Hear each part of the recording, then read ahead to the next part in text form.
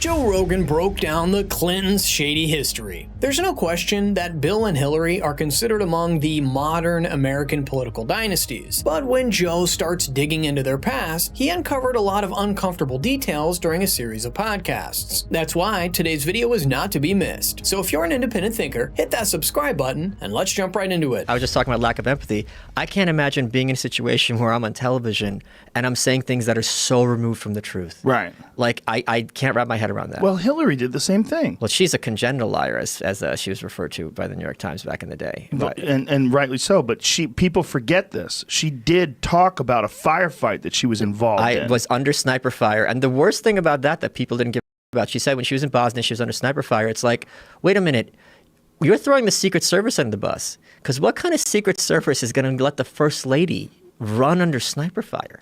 And she just basically did a double talk around that. But she's got a lot of whoppers in her name. She said she was named after Edmund Hillary, even though he climbed Mount Everest after she was born.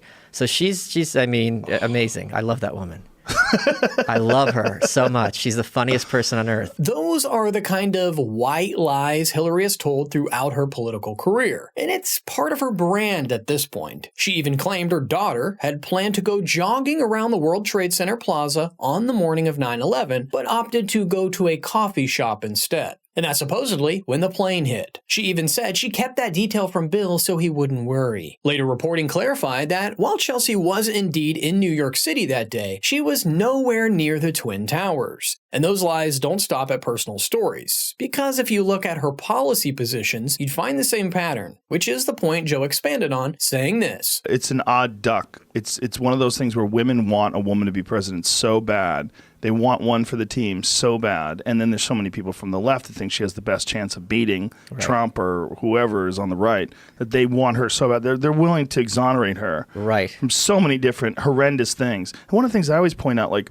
people want to talk progressive. You want to talk, being left wing, and she didn't even believe in gay marriage until 2013. The best part was she was on NPR, which is this far right fringe organization, right? NPR, Terry Gross, and Terry Gross says, you used to be against gay marriage. Your husband passed DOMA, which made it a federal law that gay marriage won't be recognized by the federal government, and you changed your position. Like, how did that happen? Was it because Americans became? And Hillary's like, well, America changed their point of view. She goes, no, I understand Americans changed their point of view. What was your mental process? And she goes, no, Terry, you're saying that I changed my mind for political purposes, and that's not true. And she starts yelling at her, and it's like, holy shit, you're on NPR, and you think they're too right-wing for you because they're calling you out on your bullshit.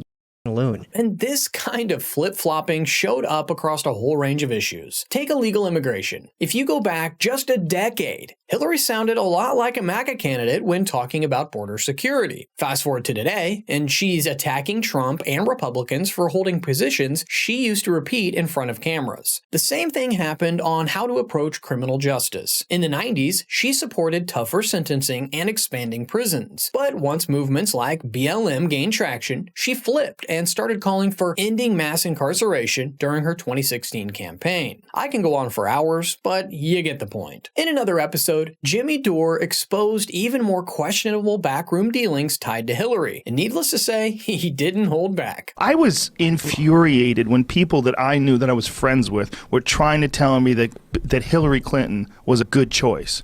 And that's the same choice. I'm like, look, I don't know if she's murdered people, but I know that I worry that she's murdered people. I wouldn't vote for Hillary Clinton, and that's why a lot of people on the left came after me, and they still do. So we all know for a fact, because of the WikiLeaks emails, that Hillary Clinton had a thing called the Pied Piper strategy, which was she told her minions in the press, please prop up Donald Trump. Prop him up. Why did she want Donald Trump to be propped up? Because she wanted to run against Donald Trump, because she knew that she was so repulsive to most of the country, she needed someone who was more repulsive than her. Turns out that was a bad calculation. It was a terrible calculation. So that's called the Pied Piper strategy. And everybody, that's why you turn on Chris Hayes and he would show Donald Trump's empty podium for an hour instead of a Bernie Sanders And then he wags his finger at people with no money and no power for not voting for a corporatist warmonger like Hillary Clinton. The 2016 campaign was probably the peak of Hillary's shady dealings, in my opinion at least. A lot was happening behind the scenes to make sure that she came out on top, like sidelining Bernie during the Democratic primaries, the strategy of boosting Donald Trump as the preferred Republican opponent, and lastly, funding the Steele dossier that started the entire Russiagate narrative, just to shift attention away from the controversy surrounding her private email server. Back then, anyone bringing up these things was quickly labeled a conspiracy theorist. Well, guess what? With all the declassifications under Trump 2.0, a good chunk of what people suspected turned out to be true. The thing is, the Clintons' reputation for controversy didn't start with Hillary, as Bill had his own long list of scandals, and Joe made sure to bring those up next. The thing that got me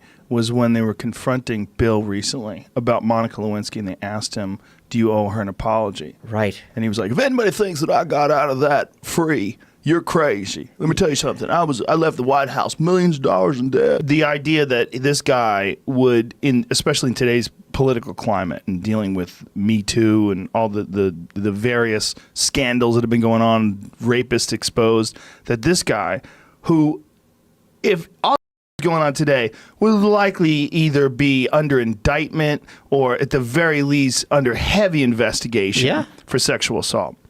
But because it's so long ago, it seems to be like this weird sort of gray area that he's saying, I don't owe her an apology. You know, if anybody thinks that I wasn't punished, like, you weren't punished. Like, you're worth hundreds of millions of dollars now. How? How are you worth so much money now? Exactly. If it wasn't for the infamous dress that Monica later handed over to investigators, Bill might have walked away from the scandal entirely. At that point, it would have been the president's word against that of an intern. The dress changed everything because it became the hard evidence that forced Clinton to revise his testimony and eventually led to his impeachment, though the Senate later voted to acquit him. Speaking of the massive wealth that the Clintons built up over the years, Dave Smith argued how insane it is given they've done nothing but be public servants through their entire lives, and he made some valid points. Bill and Hillary Clinton have, since I was a little kid, I mean, since I was like 4 or 5 years old, was when he was governor in Arkansas.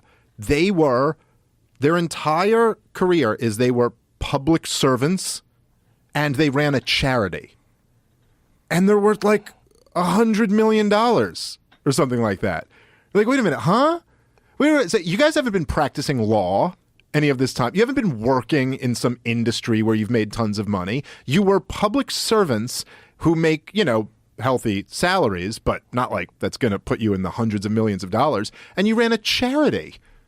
The Clinton Foundation. According to Celebrity Net Worth, Bill and Hillary are worth around $120 million. And if we look at reporting from Forbes just a decade ago, the couple has reportedly made $240 million since they left the White House. Of course, we're told that all of that came from perfectly legitimate sources like book deals, paid speeches, and consulting for private companies. But when you step back, it's pretty wild how normalized this has become. Politicians finish their time in office and suddenly cash in on their influence. It's not like they're building companies or inventing anything new. The money flows simply because of the power and connections that they built while serving in the government.